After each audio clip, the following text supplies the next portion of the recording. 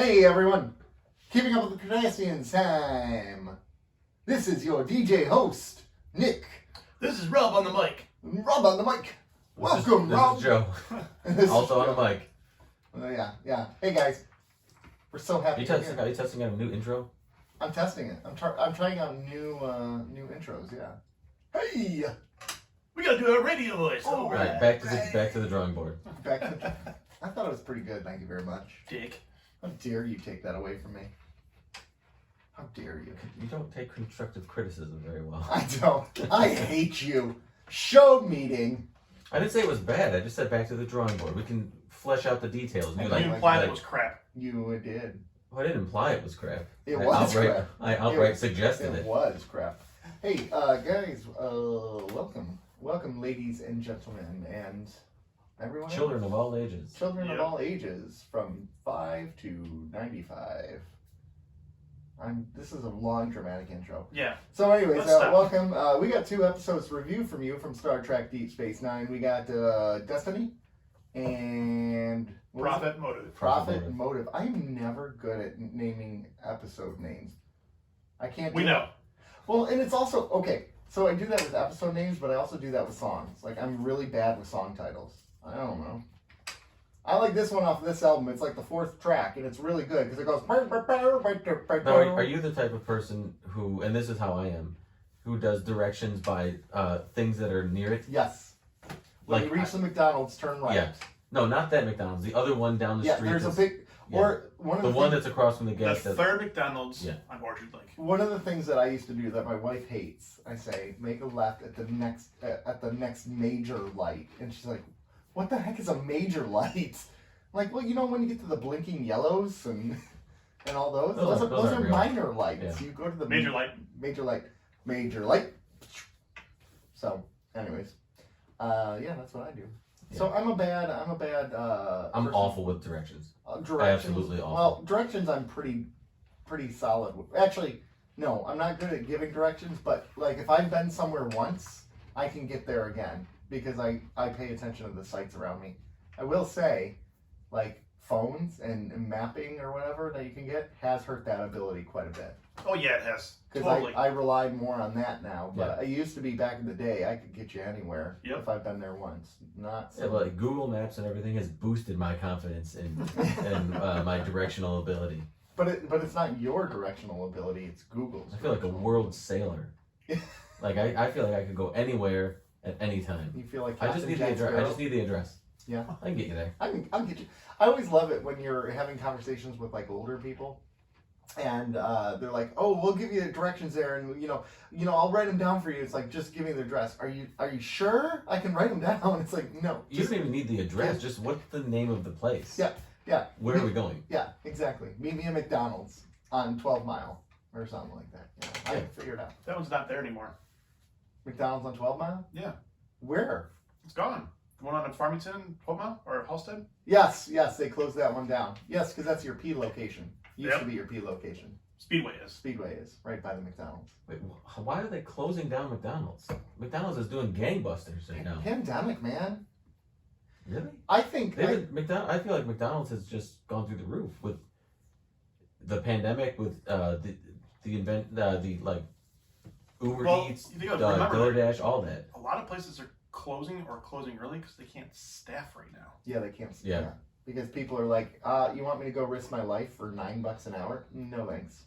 Or I can make more money staying at home. No, see, I fight that argument. Okay. Ooh, we gonna get in that argument? I would like that argument. Because I've seen that meme on the internet, right? Like, I'll make more money staying at home collecting unemployment. How about you just pay a better living wage and people will decide it makes more sense to go work?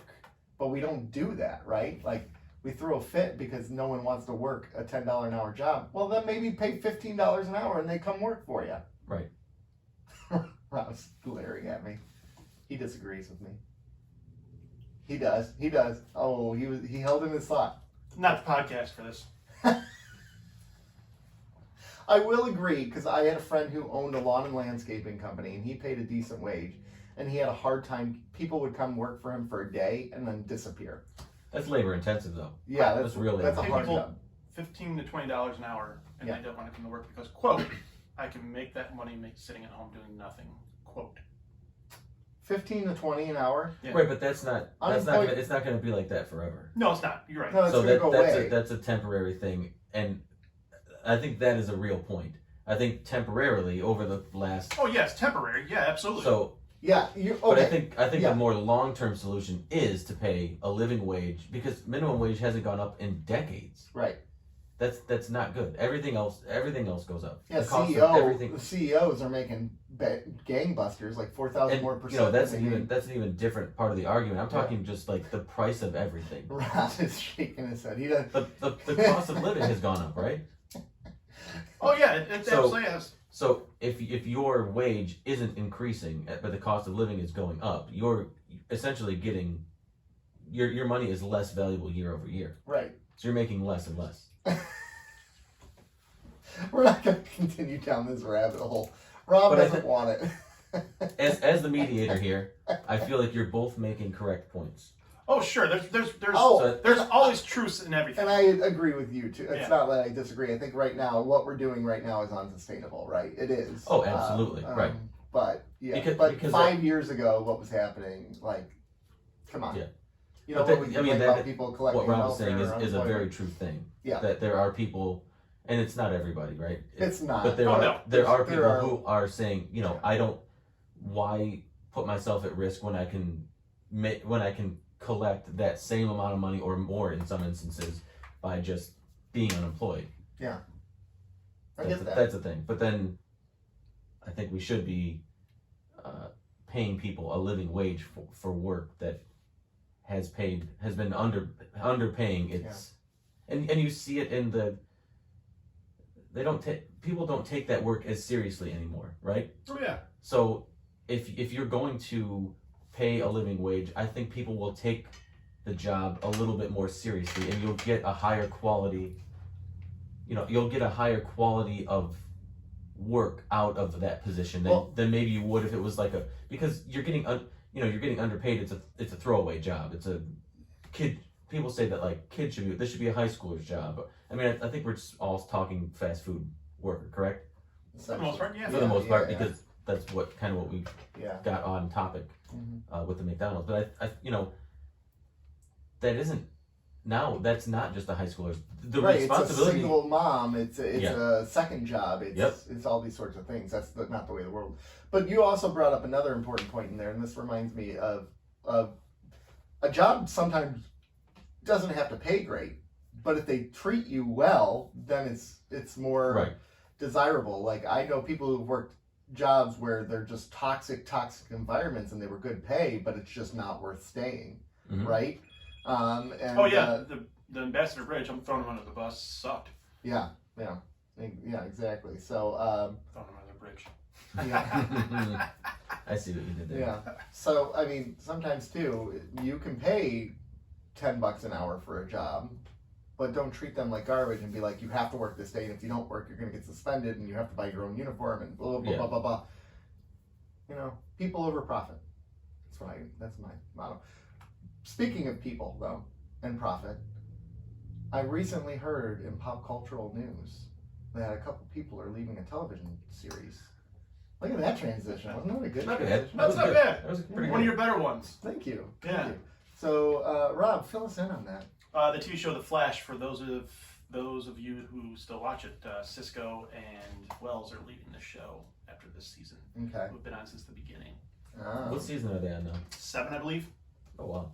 And it stopped being, I don't want to say good, it stopped being excellent after the second season. And it had flashes of goodness after that, but Nice. no pun intended. Nice. That was completely an accident. Nice. I like it. But the quality has definitely waned since then. Yeah. Mm-hmm. Yeah. Well, I think they're 7 seasons. You're dipping into that. What are we doing? What are we still doing here? Territory. Some shows can still pull it off, though. Yeah, but those are generally medical or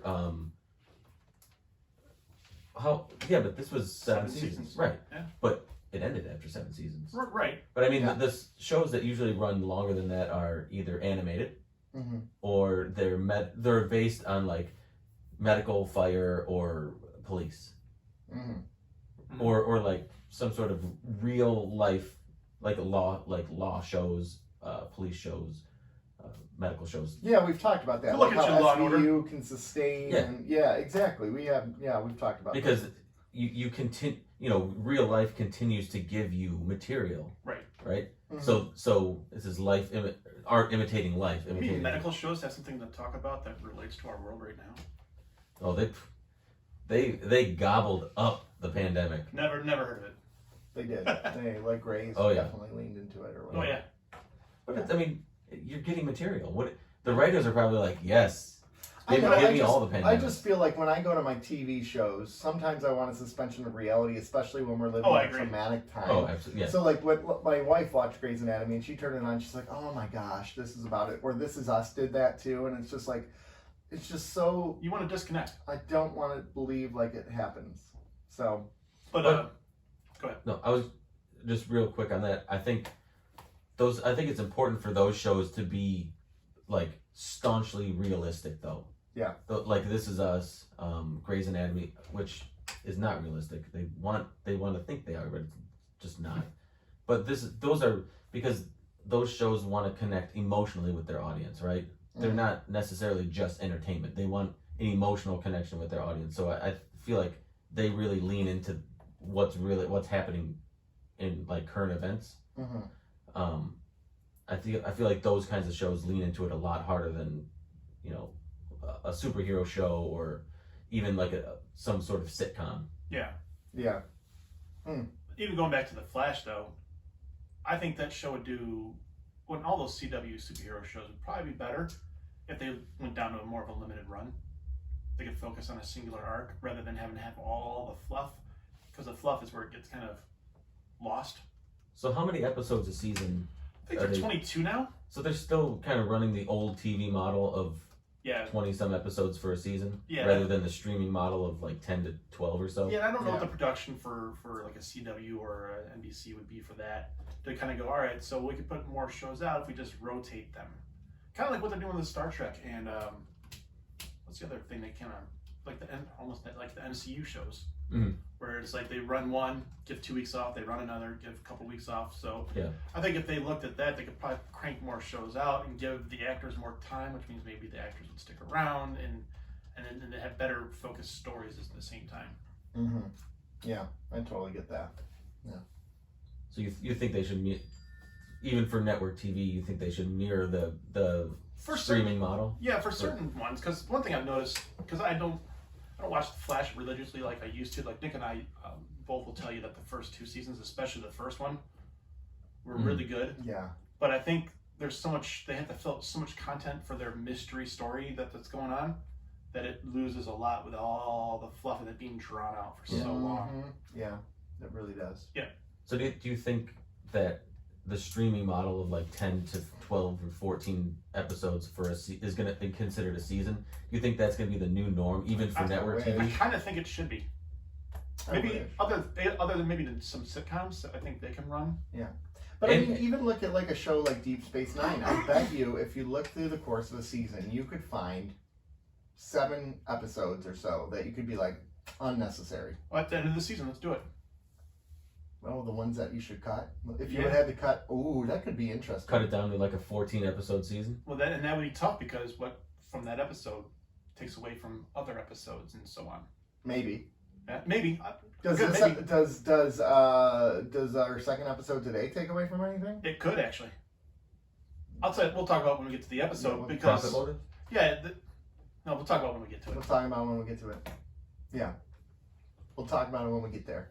Yes, We'll sir. cross Talk that about bridge. this later. Did y'all see the Marvel MCU teaser trailer for what's to come and what's happened in the Yeah, past? Fantastic Four. Fantastic They're gonna Four. do a Fantastic Four. I'm surprised they didn't tease X-Men, but they're probably still trying to figure out how they want to do that. I don't think they're gonna do X-Men anytime soon. But Blade, they've been talking about Blade for 2 years and it wasn't in there.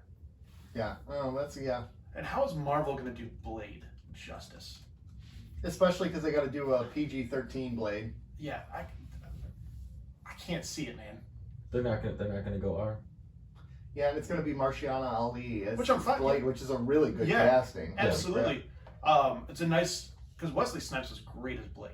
This is a nice follow up, but to Blade me, 3 was terrible. See, I don't think it was terrible. I think it was not as good, but I think it had its enjoyable parts. But I can't see it. I mean, Blade had humor, had like little puns and things like that. But as far as all the little quippy, formulaic things that Marvel does, I can't stand it for Blade. Blade's dark. It's the same thing with Deadpool. Like, what are they going to do with Deadpool? PG. Well, someone just said, I think Ryan Reynolds said it's going to be rated R. How are they going to do that? A Disney movie rated R? Yeah. That'd be the first. Yeah. I don't know, man. Disney never had an R movie? Well, they released it under, what, Buena Vista?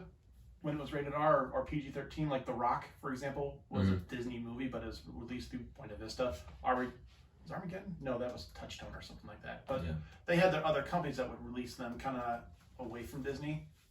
But with a comic book property, you think they'd want that in their umbrella.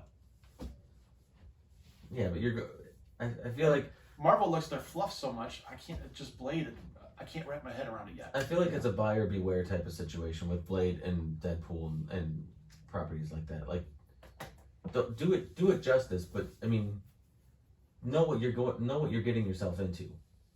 But maybe they thought to themselves, like, all right, is Blade or Deadpool enough of an issue to not buy Marvel? I would say no every single time. Oh yeah, but would they release it if they, I don't know. I just can't see the Marvel Disney formula working as well. Do you think they're trying to get around any sort of blowback that they would have?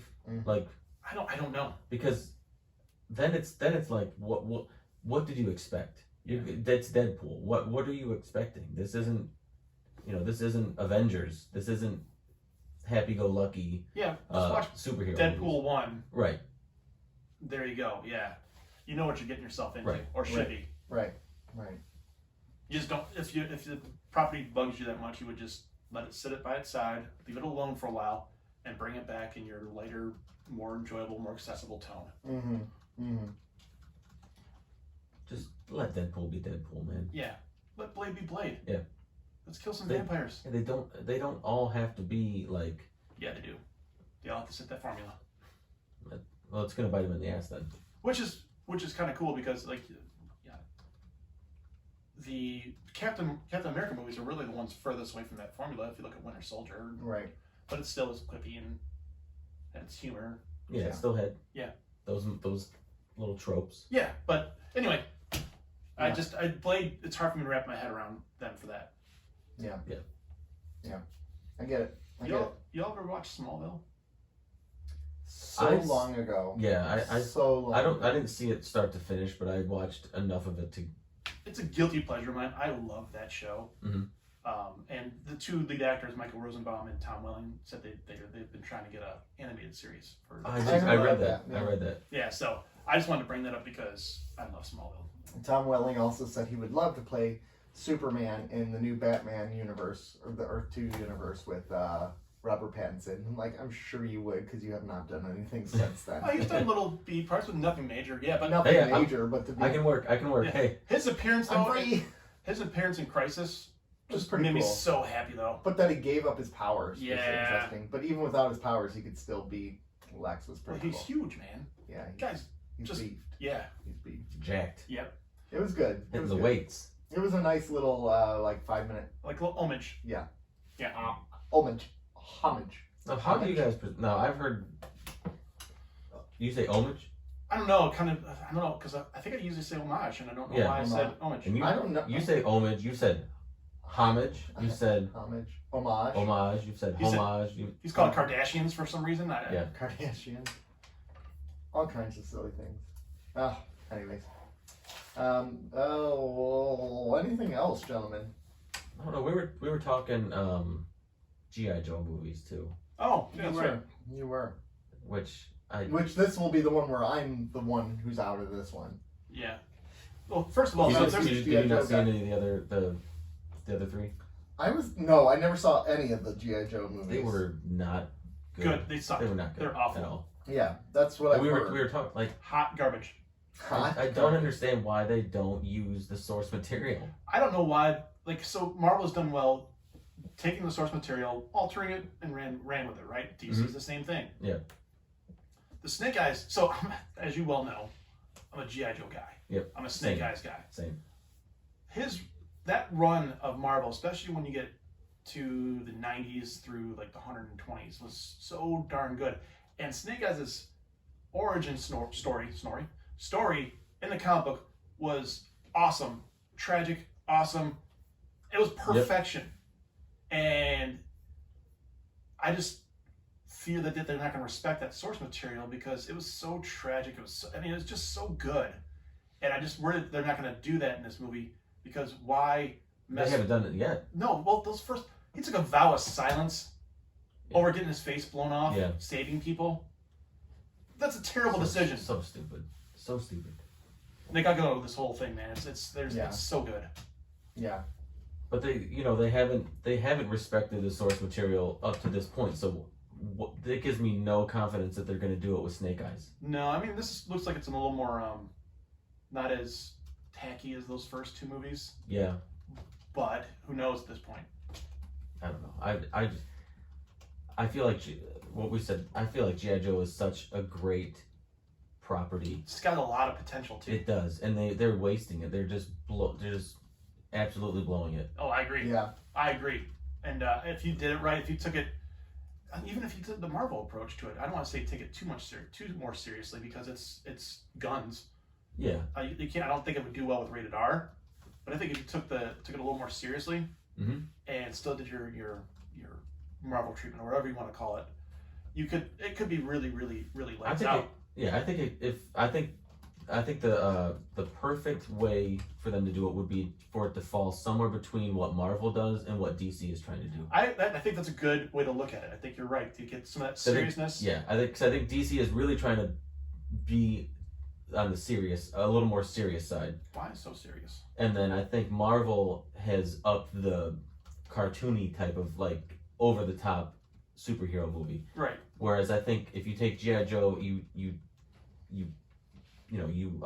select the good stories throughout its history. Yeah. And you place it somewhere in between what Marvel and DC are doing. I think you have unlimited potential for these films. And I respect if they want to take their own way with it, but you got to put the foundation in there from I think some of the source material. Yeah. Next board. No, you're fine. I was actually just looking for Lots an of listeners audio on clip. board. I was looking for an audio clip where I could just call you nerds. Oh yeah? Do we need to Nerd go alert. longer? Nerd! But I couldn't find one. Wow. I could find NERD. Did you just Rockstar. You could have just Google searched nerd soundbite. Did you ever listen to NERD? Yeah, I did. I loved it. I loved NERD. I thought they were really good. Oh my gosh, that one album was so good. It came out in like 2002, 2003. I can't remember what it was, but it was really good. Really, really, really good. Yeah, it was. Yeah, it was. Yeah, it was. Hold on. I got it. Here we go. Are you ready for this? Sure.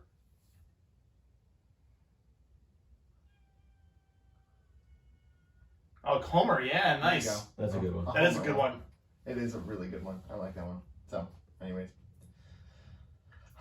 You calling us nerds for... We're all nerds. Let's I be know. honest. I don't think nerd is a bad term anymore. Well, No, it's a didn't we term talk of about this? endearment now. Did we talk this in the first episodes? What's the nerdier term, nerd or geek? I'd say think geek. Geek is Yeah. nerd implies like comic books. Geek implies computers. I'll take my comic book wall. I see that. Yeah, I think so. I think geek is more... I'm also a geek, just for Yeah, the record. I think geek is more like techie. Yeah. Yes. Whereas nerd is like, more... actually, Yeah, And but there's gonna be some geek that comes on here and tells us we're wrong. it's gonna be me. I'm cut it out, nerds. I'm gonna send in a voicemail to the podcast. Actually, this is not Nick. You guys are so geeky. You guys are nerds. Actually, geek is cooler than nerds.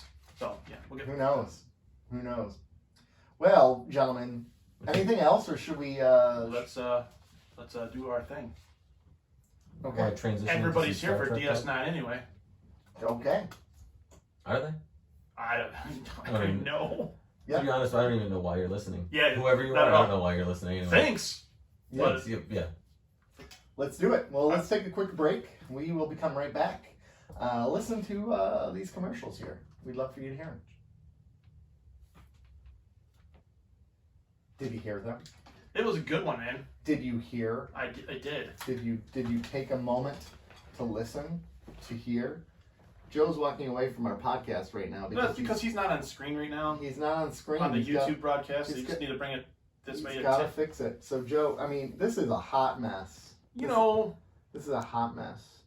We're gonna talk some Star Trek today, though. heck yeah.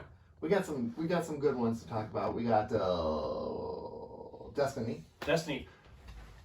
Yeah. Well, so let's start with Destiny. Of course. Where do we want to start? Do you with want to Destiny? go out of order and just do the second episode first? Let's start with Kidding. Child. Kidding. Let's start with Destiny's Child. You know, Destiny's Child. I would argue that Destiny's Child is better than Beyonce on her own. I would. Now we get the hate mail. We're gonna get some hate mail. Now this would be something that I would need to think about for a little bit because I don't know. I like Destiny's Child, man. Lady Bay though, she Lady Bay, very talented. Another one, I'm like, talented, It's but not my kind of music, so. Not me. So, but I get why people love her. I get it. But me, would the male contemporary be Justin Timberlake? yeah, NSYNC, but do you think NSYNC is better than No. Justin Timberlake? no. I do. I don't even know what I'm agreeing to, but I'm going to say I do. Justin Timberlake, man, some of his solo stuff is so good. It really is. It's so good. But bye. Is that the name of the song? Bye. I think it's only bye, three. Bye. Bye. Okay. Bye, bye, Yeah. bye. Okay. Don't wanna be a fool for you. Just another player in your game. Where are you at on that Keeping Up the Cardassians bingo board? Speaking of Nick scene. I got to add stuff to it every week. There's new crap that happens. We're supposed to rotate the stuff on the board anyway, It's so. hard. It's hard. It's hard. It really is. How can you Very tell? hard. How can you tell? Sorry. It just felt like it fit. It did. That's what she said. Yeah. All right. So, anyways, let's go on to Destiny today. We didn't even get on the rails and we were off the rails. We're like, this is a weird episode. Is it? I feel like it is. Nick, I I think feel like it's- this is every Well, I will I episode. feel like we're a little dry in the beginning. No, I will fully admit I'm a little distracted here because while we started our podcast, there was an emergency, like a technological emergency at the church. So I've been texting back and forth with someone to make it work right. Oh. So Oh, I've been, you're good. I've been Want slightly us to talk G.I. distracted. Joe again? Yeah, we can talk more, Joe. No. I mean, I got all the toys right there. Yeah. I know you do. So, anyways, I was kind of dealing with that in the middle of the episode, so I apologize for that. Oh, But you're it's So he done. appreciated the G.I. Joe break. Yeah. It's done. It's done. So I didn't know you were such a G.I. Joe guy. I love G.I. Joe. I had no I idea. love G.I. Joe. I love you even more now. My goodness. Yeah. Remember when Nick said it's hard? Yeah. Totally is. Now, the more you know. And knowing I didn't say cartoon. is half the battle. Although I did love the cartoon. Cartoon. Yeah, well, the Sunbow cartoon. Well, yeah. The deep cartoon kind of. Ooh. Yeah, when cutting the crap. Nerds. You should borrow the comic books, though. Nerds. Yeah, I have a couple. I think I have just for the cover art. I think was it Jim Lee? Did he do No, McFarlane. He did like one cover or two. Yeah. I think those are the ones I had. more nerdy right now.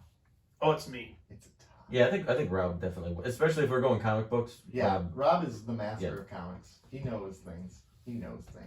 All right. So, So Destiny. where do we want to start with this one? Probably the summary. Oh gosh. Who wants to summarize this one? Not it. Joe. Not- I said not it. That's that's contractually binding. That's legal. I That's guess, true. Or no, Like it's showing something. Yeah. I guess I could sum it up. You want me to sum it up? I could try if you want. Ooh. Go for it. So Cardassians come to the station because they're trying to build a relay through the wormhole so they can communicate through the wormhole and kind of have an early detection if there's any community threat or something along those lines. The Jordan Prophet comes to the station and he warns that this is going to cause a big issue for Bajor for the wormhole and cause some pretty big destruction.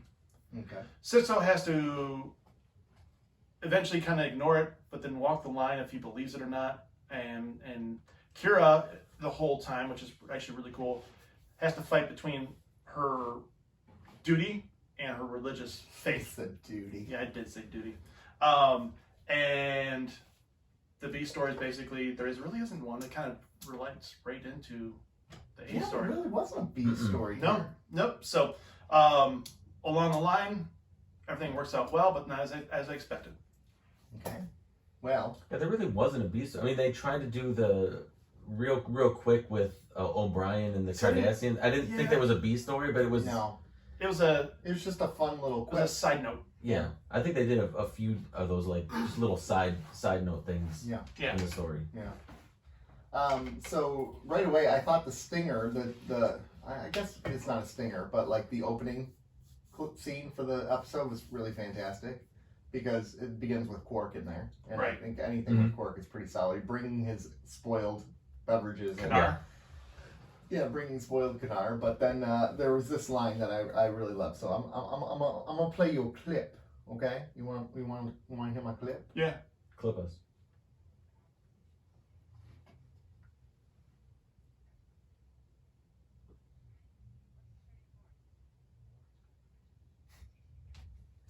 You know, one thing that DS9 does really well What's that? is the scenes where they're in somebody's quarters and there's a lot of traffic coming in and out. Yes, they really do. Yeah, like that early episode in season 1 where it was hilarious. Yeah. Where they were all in there, and people kept on coming in and out when Kira's had to leave or got reassigned or whatever it was. I really enjoy when they do those I do too. those bottle moments. Oh my gosh, yeah. So good. Yeah, I really enjoyed that a lot.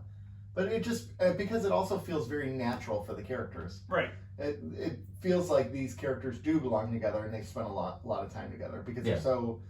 It's not like it's a big deal when one enters a room or anything like that. Like when Picard would come into a room. Yeah, where are you coming at? Yeah, exactly. Yeah, there's a difference. It's a more natural collegial feel. So I'll tell you, I think there's a lot to like about this episode. Yeah, I do think there's a lot to like. I think there is too. Yeah.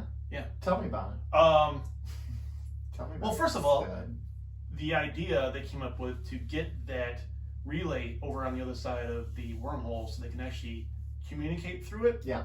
It's a great thing. That's a for story wise and actually if it was the Federation in real life, quote unquote, it's a great idea. Yeah, exactly. It's a wonderful idea and how it came about and I just think there's a lot. I think we could hit bullet point by bullet point. I'll let you guys kind of take the lead and I'll jump in as I need. But I think there's a lot to like about this episode. Yeah, it was an interesting episode for me. I think to me this episode kind of hit closer to home too because it's all about how do you interpret prophecy for them. So me, it's how do you interpret biblical scripture, right? I totally got that, and the very important part of how much the agenda changes one's interpretation of that prophecy, right? Like the Vedic who was removed from his post, he was one who was adamant against the idea of peace with the Cardassians. So it was out of his realm of possibility to look at the scriptures anything other than war, like a call for war, right? And then by the end of the episode, we see, oh crap, I misinterpreted it wrong, right? And kind of going along those aspects, even though the guy was kind of an outcast among the Vedics, I thought, and usually it's really easy, the trope for writers and for movies and for television is to look at religious folks and just bash on them the entire time. Yeah. And one thing I appreciate about this episode is it didn't really do that. It kind of treated those religious figures, even the guy that was wrong, with a little bit of respect. It actually kind of respected the whole process. And that was refreshing. So here's why they did that though too, like in my mind, or how they did that. Because at the very end of the episode, when he was proven wrong, he didn't double down. Right. He's like, maybe there was a little more than I realized, right? Which a lot of times religious people don't tend to do. They double down and that's all of us too. But you're right, with the religious folks, they kind of dig their heels in. Yeah, they dig their, because it's hard to be in a state of discomfort, right? And here's this Vedic, he's been so comfortable believing this set way, and now someone's saying, ooh, everything you believe is not exactly correct, because not everything you believe, but well, it helped this character because he really the prophecy was right there in front of him and his interpretation was proven wrong right there in front of him. So it helped him naturally go, okay, I was wrong, so he can look at maybe being aware of other things that he might have been not as enlightened to. But I like this idea of how much a person's agenda shapes what they believe, whether consciously or subconsciously, right? Because even Odo said it later about Cisco having an agenda.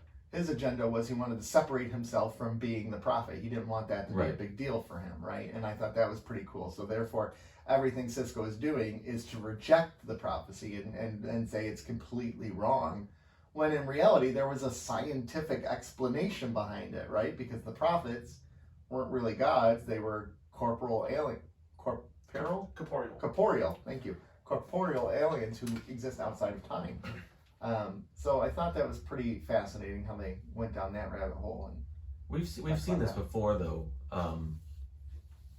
with Kira in the end of season 1 in Duet, Yeah. where was it Duet? I think where she wanted something to be true, right? So she was already had this agenda in her head. yes, She already had her Oh, mind yeah, made. because she wanted the guy to Yeah. be the Yep. The So bad she had guy. she Yeah, had she this wanted- made up, her mind made up, right? yeah, And then she didn't want to, she didn't want to believe what was happening in front of her eyes, what was developing, because that would prove her wrong. Right. And she wasn't ready to. She had an agenda. Yeah. So we've seen them do this with characters before, Mhm. having to go through this sort of process. yes, we have. What I liked about this episode, though, was that we're back to Cisco being the emissary. Right, we've kind of ignored Yeah, that for it's a kind very of long ignored time. for. Remember, for a we little talked while. about this last week, and Yeah. you said how Cisco's been ignored. I'm like, well, Well, very soon. I don't think he's been ignored. I think this very specific part of his character Yes. has Right. been ignored for quite a while. And now it's a central focus. And then here Yeah. you have Kira admitting that she views him as a political figure and a religious figure. Right? Not political, but a I didn't, military figure. which surprised me a little bit of how integral Kira's faith is in her Because character. she really because hasn't shown because she much. really hasn't shown it. She has. Not to that extent. They but haven't she- shown it in the foreground. It's always Yeah. been in the background. Yeah, I mean, she was the one who started off the big celebration Yep. on that one episode, and she got very close with a Vedic for a good reason because of her faith and some other things. And Well, I mean, she spent some time on Bajor, like getting in tune with her faith, right? Yep. I mean, so, but she's not someone who will talk about her faith, right? She acts it. yeah. She doesn't. She compartmentalizes. There you go. But I thought Bingo it was bango. really nice to get back to this part of Cisco's story, because this is what kicked it off. This is what kicked off the show, right? Right, yeah. Is him being the emissary. Yep. Yeah. And they've mentioned it a few times here and there over the course of the Mostly Kai Wynn, by the way. right. Yep. Over these 2+ seasons that we've Yeah. got. We're in season 3, so it's been like 2+ seasons, and it really hasn't been a focal point for a long time. Right. But he's still struggling with it too. Yeah. So you can see that he is kind of still rejecting the idea of being this religious icon. Yeah, I originally thought this episode was one from next season where this comes into play again. And I totally forgot about this episode. So I was like, all right, so I got thrown a little curveball. Yeah, it did work out. And it's nice because, he denies it, up until the end. And even at the end where he's kind of, at least he's more open to it. Mm-hmm. Where he's like, hey, tell me more. At least he's trying to educate himself in the long run. Right. Yeah. Yeah. I mean, I feel like he's came around at the end of this. I feel like he was a bit more open-minded Open-minded would be a great word. Right. than he was in the beginning, because throughout this episode he was pretty much outright rejecting the prophecy, rejecting everything that was coming towards him religiously. Well, yeah, Right. Starfleet, I mean, it's been a big Gene Roddenberry thing where there was no religion, Right. essentially. So he's, you're fighting his, 30 some odd years of being raised one way, and now you're telling him he's a religious figure. Right, exactly. I do like the one exchange the Vedic has with Kira where he's trying to get her to change Cisco's mind, right? And he's really pushing her. And then he said to her, and without your faith, what do you have left? And it obviously shook her to her core, because that's when she bought into it. But it's also, that was an interesting thing to me. Like, it's the same thing, like if you talk to someone of deep faith, like a Muslim or a Christian, if you don't have that, what do you have left? And it is an interesting, what would those people say? I think it's easy to say, because I think like the way we view our faith and everything, or other people view faith, when you say that, if you don't have it left, what do you have? And they'd be like, oh, I have nothing left. But if you were forced to live in that situation, you'd be like, but I still have my loving family and everything, you know. Right. I still have all these people around me. But because Kira wasn't forced, it was forced to face it on like a subconscious level or something like that. It really shakes her and changes her, which I thought was interesting. Yeah. He does call her child too, which I thought was Does he cool. call her? Yeah. He didn't say my child, he just called her child. I was like, It's blah blah blah child. I wonder if there's classes. These condescending Vedics. I was gonna say there must be a class where it's like condescension 101 or something like that. Like, in With order Professor to grow Wynn teaches people a in class. faith, Professor Wynn. Yeah, Wynn teaches a class, yeah. definitely. in order to grow in faith, you must She tear wrote the down your textbook. self-esteem. You know one relationship I like on this show? I love the Dax and Cisco relationship. I love it because she's younger than him That was good in one this way. episode. Yeah. She's older than him in another way. Mm-hmm. And he's supposed to be the authority figure, but she's regularly counseling him on, and kind of getting him in the know on things. Right. I really enjoy that. And this is a different vibe than the Next Generation because no one was counseling Picard from his staff, really, Well, except for They give him options. they give him but they wouldn't be like you're wrong or you know, he wouldn't actively seek their counsel. Let me Right. put it that way. Yeah. They would give it to him, but he would. But the way Dax is written, the way that she does it, it's definitely a friendship. Yes. As kind of saying, all right, so what would you do in this scenario? If Yeah. you knew nothing about the emissary, what would you do? Well, I'd go ahead. And she just kind of shrugs her shoulders. Yeah. I really like that because I feel like that's kind of what, Joe was, I don't know, doing cocaine. I'm like, so? Yeah. We'd be talking about that. You ever thought about going down to some less hard stuff like heroin? I feel like heroin's harder than cocaine. Oh, I absolutely. I mean, I'm not an expert on drugs. I know nothing. I feel like heroin is DC and cocaine is Marvel. Cocaine is like a fun-loving and like wild. It's fun. It's full of colors, and we're here to have a good time. Heroin's like, And then heroin's like, hey, yeah, but did you see the Joker? Yeah. That's true. did you see the Batman preview? That's heroin. What is like angel dust? Where would that fit in the equation? Is that like Sailor Moon? Did you ever watch Spawn, the movie? Fun, yeah. Anyways, Angel, that's modern cartoons. that's modern. You know what we haven't talked about yet at all is the Cardassian scientists. We have not even remotely. Oh, that's right, yeah. I had some. This was where I had problems with this episode because there was quite a few things, like the two Cardassian scientists before the other one arrived, who turned out to be from the Obsidian Mm-hmm. Order. There was a little bit of bickering and infighting between them that they never really truly explored, or like dirty looks that they gave to each other. And maybe you didn't notice that, but I didn't I notice. did. I actually didn't notice I it. did. yeah, and they never really explored why that was. Which I wonder if that was them trying to plant a seed that one of them was actually the Obsidian Order. Maybe. Because then even at the Misdirection. end, when they're like looking for the DNA, even when they grabbed the one from the Obsidian Order, the face of that one who was bickering with her the whole time was like, ooh, crap, like we got found out. Like, I wonder if there was something that was left on the editing room. I did Or notice could've that the shot of the face of the other scientist. Yeah. And I was like, oh, is she in on it too? Yeah, and Like, then she quickly moved past it. And Yeah. and I'm like, okay, this is confusing. there were a couple things like that where they did. Or it could have been simpler, just they wanted to show different personalities, and Tracy Scoggins' character was a little more abrasive than the other one. The other was like just chill out type of thing. Yeah. Yeah, because they did use that a couple times Yeah. too, and then ignored it again, right? Like how she was kind of mean about things, like we'll find our own way to our cabins, or like some other small things here. I But think it was also to show like the Cardassians know the station too, right? Right. Like, And Tarek they Nor- oops. misnamed it. They misnamed it. yeah. So all interesting stuff. I think it could have been just something simple, like they were just trying to make this one Cardassian aggressive so that they could progress the O'Brien arc of things. Which was fast. That was pretty cool. I That liked was That was one. funny. It was I like funny. that one. Yeah, I like the fact that they weren't dismissing him because he was a human, but because he was a male. Yeah, male right? in a scientific A field. male in the engineering. science, and that never happens, right? And Deep Space Nine has done this a couple of times. There was that one episode where it was a matriarchal society, Yep. and the women were all in charge, and the men just shut up.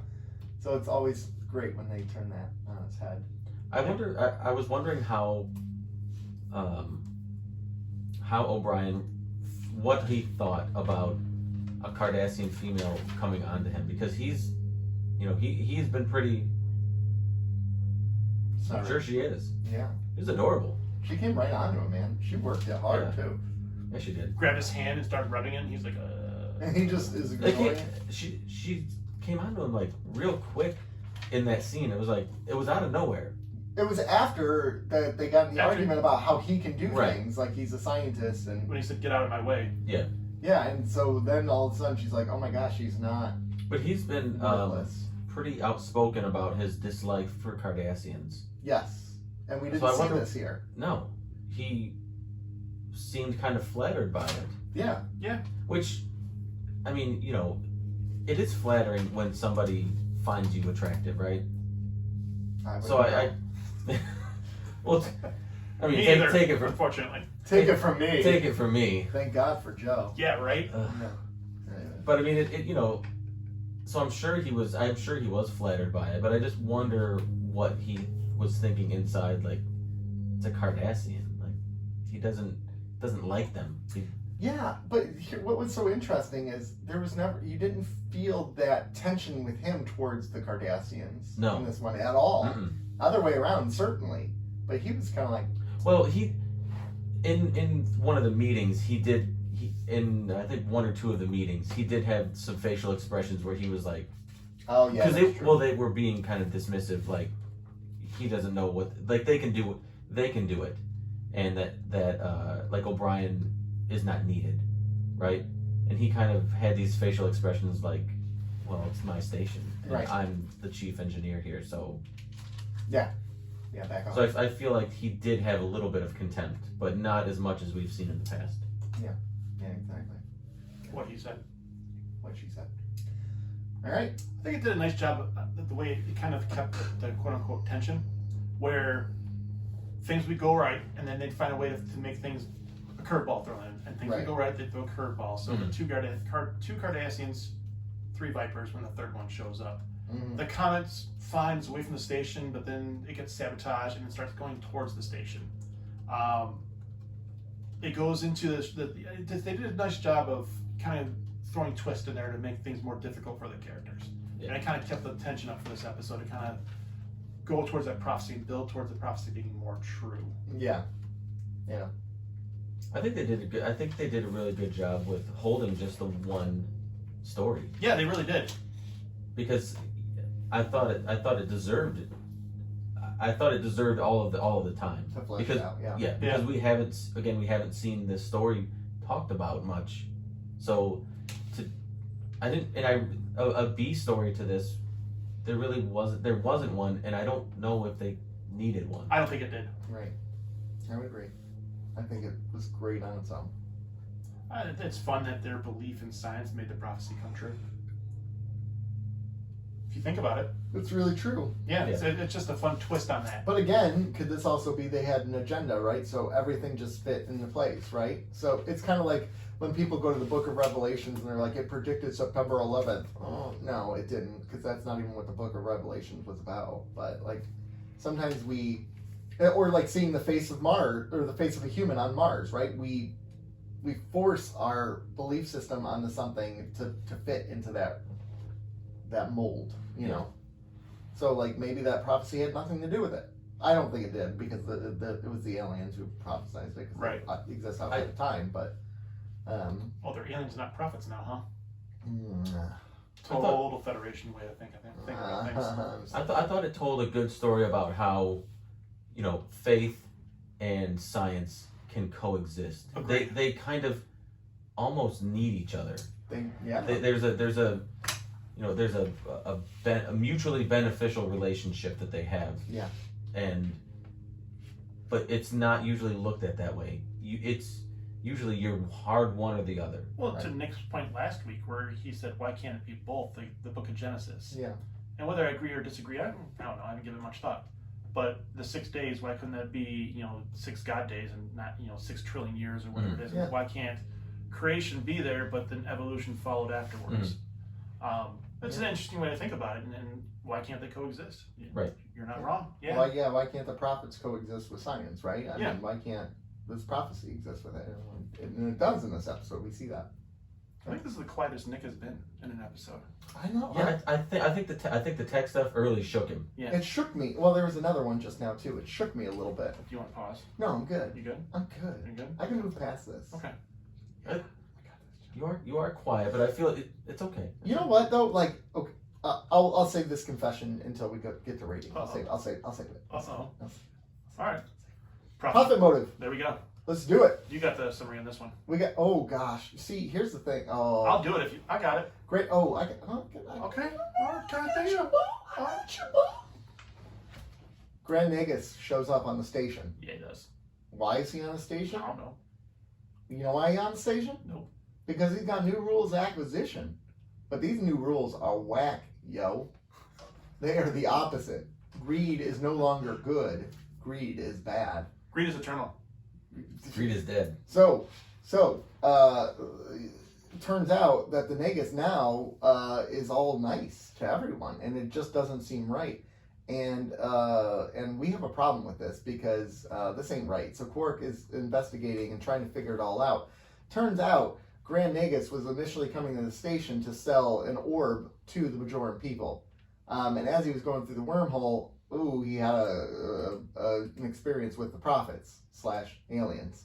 And they devolved him to a time where they were less greedy. And so Quark takes him back into there and gets them all evolved, and the episode ends. But let's not also forget that Dr. Bashir was nominated for a major award. A Lifetime Achievement Award. Lifetime Achievement Award, and no one usually gets it until they're about to die. And he's young. He's like 30 years old. It's a major award. So he doesn't believe he's going to get fragile. He doesn't believe he's going to get it. And then he gets a little, he writes an acceptance speech for the award and everything, and he doesn't get it. And the episode basically is over. The B story is really funny, though. It's a fun story. It's a good... The story behind the B story makes it even better. The story... So what were you talking about when you said the story behind you the got story? It? Yeah. Okay, you got it. So the B story is... basically, Star Trek: The Next Generation was nominated for an Emmy. Correct. For Best Dramatic Series. For Best Dramatic Series. And which sci-fi shows don't usually get. They're not... Ever. Because it was about to go off the air. Right. And nobody gave them a chance to win because they thought it was going to go to NYPD Blue. Yeah. Right? I think it was NYPD Blue. Sopranos, something like that. Yeah. So this kind of mirrors that story. And so they were expecting... And neither of them won. It went to... Picket Fences. Picket Fences ended up winning. Yeah. Holy crap! I forgot about Picket Fences.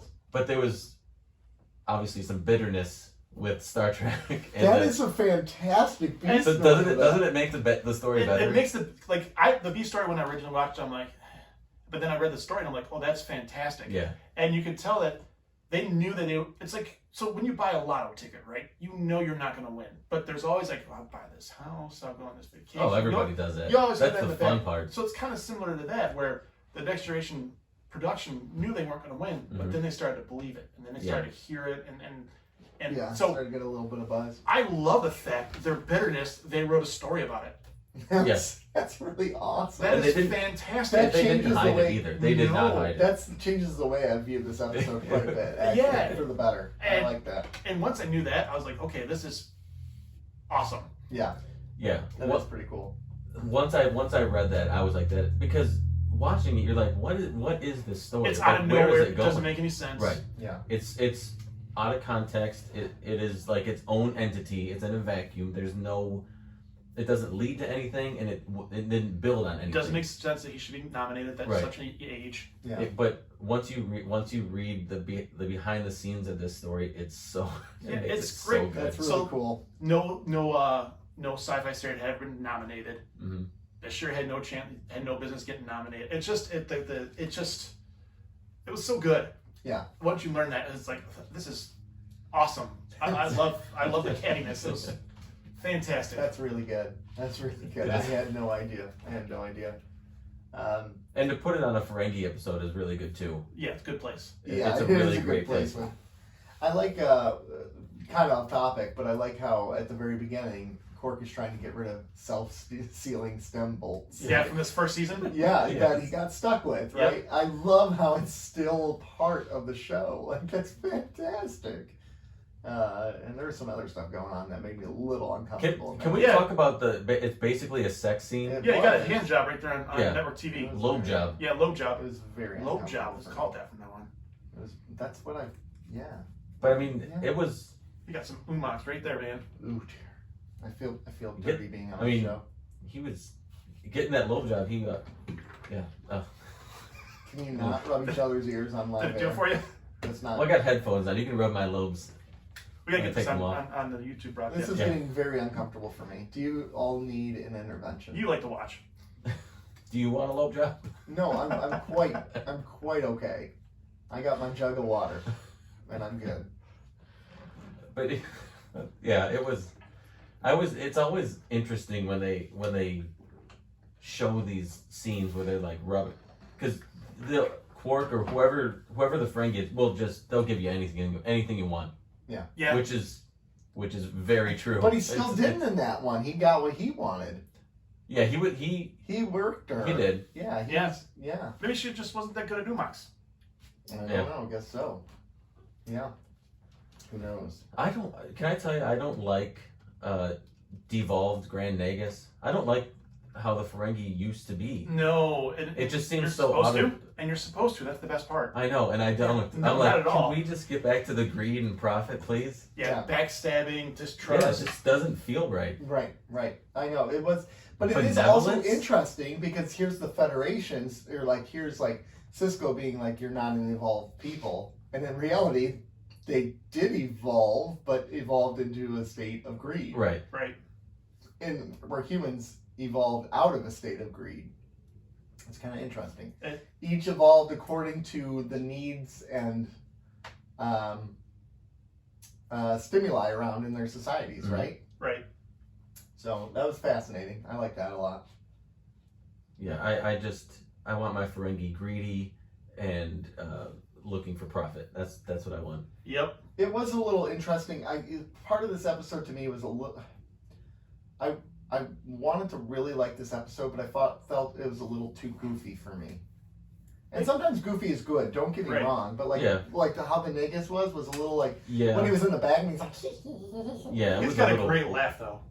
Yeah, I it was know. just I don't know, like Yeah, that's actually not bad. it's not bad at all. But I mean, there was some cool parts where now Rom is all of a sudden in his element and he's gonna thrive under this guy, Yeah. which was kind of cool because he would have thrived. So I like that. I liked Rom and Quark living together. That was pretty Yeah. funny, and then finding out that he stole from him. Yep. That was pretty cool. Yeah, there was some good stuff in I'm there. not a fan of the new rules of acquisition either. Yeah. Let's learn about some of the new rules. How about that? You ready?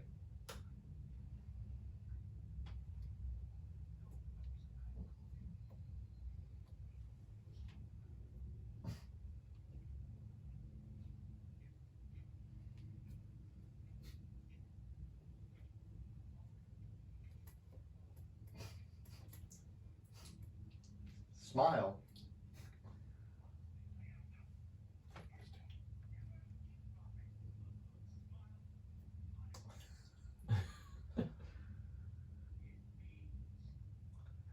Absolutely nothing.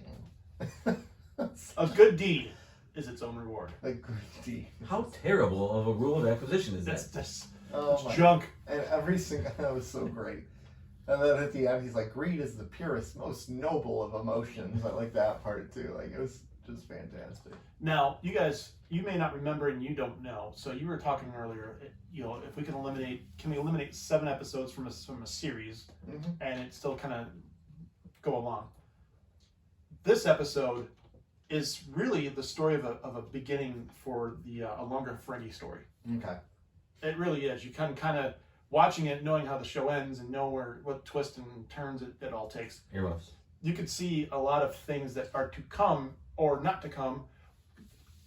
Don't let your imagination run with it. You could see some over-ending arcs Okay. in the future. All right. Well, that makes sense.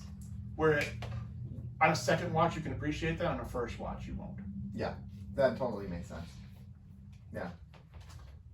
darts. So they're playing darts. I don't know if you The guys. messing with each other was great. Yeah. So I was going to talk about that because it reminded me of basketball. Basketball, yes. Yeah. So they were doing psych outs. Yeah, Yeah. they were. Yeah, Bashir, like, who do you think's gonna win this year? Yeah. Just like, So you definitely think it's going to be Davis this guy. Quick. Yeah, exactly. Steve Perry. Steve Perry. You How said, long you is said it- no more Journey Psycho.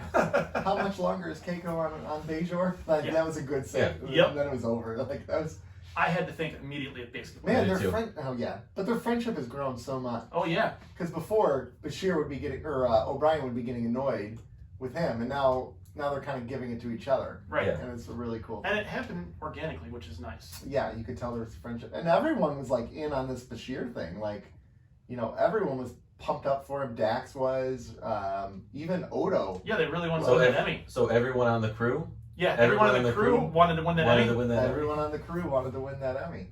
Yeah. Honestly, the story behind the B story makes it so good. It really does. Really does. And that's what makes this clip even better. Let me play this one.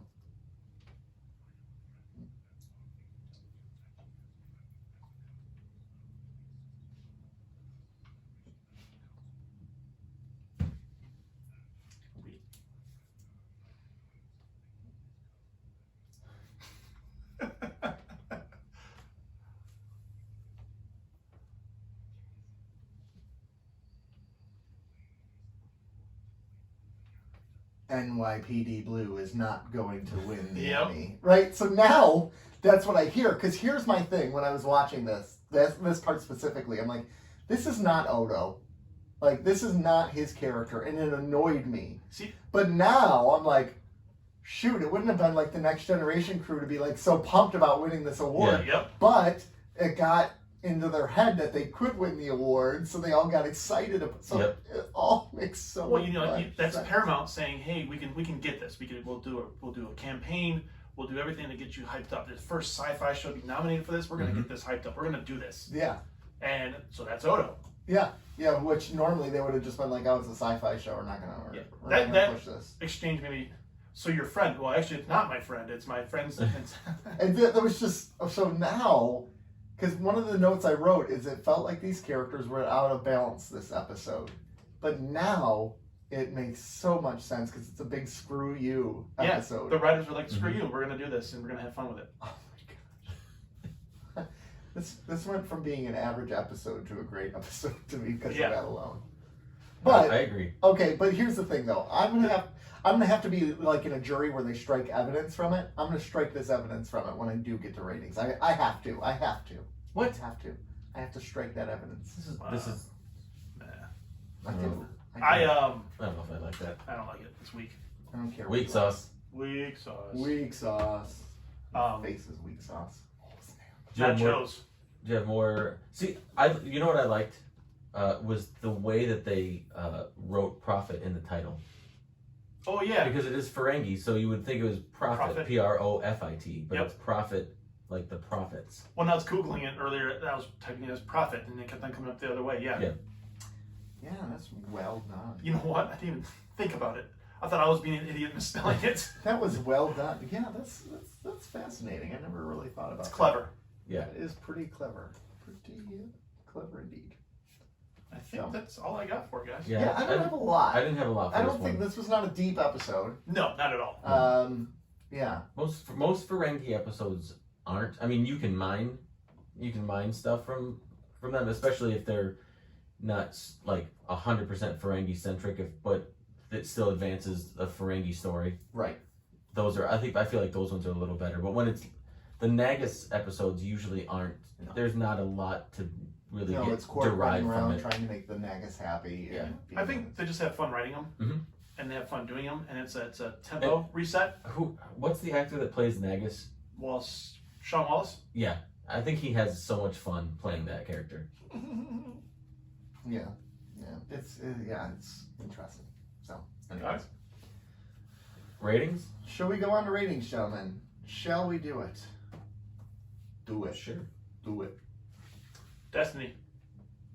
child. I did 8. I really enjoyed it. I really, really, really enjoyed it. An 8. Okay. I'm gonna go 7.5. I did enjoy it. I liked getting back to the emissary storyline. I think there's just so many good things about the episode and all the little threads for the characters and how they did everybody some justice. I really like the message of it. Yeah. So I'll give it an 8. Oh wow. Yeah. Actually, when I was coming in here today, I thought I was going to give it like a 6. Oh really? Oh, and this is what I was going to tell you. I watched these episodes last night, and I was exhausted and tired, so I watched them at 1.5 speed. See, yeah. You watch that cocaine speed. You lose so much when you do that. I know, but how else was I going to get them in last night? Come I had a over. crazy week. I had a crazy I week. I set my alarm every Saturday morning. Yeah, and watch them in the morning. I wake up, I watch. This morning I watched one, and then I watch one a little bit later in the morning. I like to watch them. Keep them fresh. Yeah, I like to be fresh. I like my notes to be fresh because, if I watch them early in the week, if I go back to my notes, I don't know if I'm going to get to the same mind frame that I was in when I watched them. See, I watch them as soon as I can because I don't know what my week is going to bring me. I'm usually And Friday. I would prefer to do it that See, way. I'm the opposite way. I know that my weeks are busy, so I carve out that specific time to watch them. Yeah. So I know that is my time to watch them. Yeah, I kind of try to fit them in at least 24 hours in advance because I like to gestate on the episodes and think about them. And I wish I could, because I would do the same thing. I know your schedule is nuts too. Yeah. Listen to us, But we 3 make it grown work. men complaining about our lives, how busy we are. We Boo have it boo. so hard. Profit motive. Profit motive. Okay. All right. All right. All right. I'm striking evidence. Okay, I want to hear next. I want you to go first. I need to hear your rating. I'm striking evidence. All right. I'm striking it. It's struck. 6. 5.5. 5. Stick in there. Get it. Hurry up. Get it in the 5. computer before it ends up being 5. 3. 5. You At this asked rate- me to include the evidence of the B story. We're in an 8, but it's a 5. I'm gonna go 7. I split the difference at 6. Okay. Because I think the B story is so. The whole thing with the B story is so But good. we don't know. Yeah, you do. We just No. told you. When we watched the episode, let's say we were in 1995. We don't know. First of all, it's aired in probably like 97, 98. Okay. No. No. I think we're still in 95. Probably not 97. Started Probably in like 90, you're probably right, 95, 96. In your face. I'm just admitting I was wrong. I think. Most But likely. I'm Yeah. rubbing it in. That's how it works. But I'm rating it based on what I do know about this episode. Yeah, okay. I walked the line. I kind of looked at it because I knew about that. And like I told you, when I first watched it, I was like, Yeah. And then so I kind of factored the two in it That's exactly how I felt too. Yeah. Yeah. and yeah. blended the two. All right. All right. Well, we've rated the episodes. You know what that means? It's time We to tell done. them where to follow us. Oh, yeah. Instagram, keeping_up_Cardassians. Twitter at Cardassians Pod. YouTube, keeping up with the Cardassians. Facebook, keeping up with the Cardassians. MySpace, keeping up with the Cardassians. OnlyFans. Lonely Joe fan. Hoskins. Lonely fan. And so, hey guys, it's been a good week to be with you. Yep. Next week. And also with you. Catholic. No, Methodists do that too. Oh, do they? Yeah, I Methodists didn't know have it, that. and also with you. Oh. Peace be with you, and also with you. Hmm. Lift up your hearts. We lift them up to the Lord. Sorry, I'm not getting into litany. So, all right. Anyways, it's been great. It's been a joy. It's been a pleasure. Bye. Bye. What they said.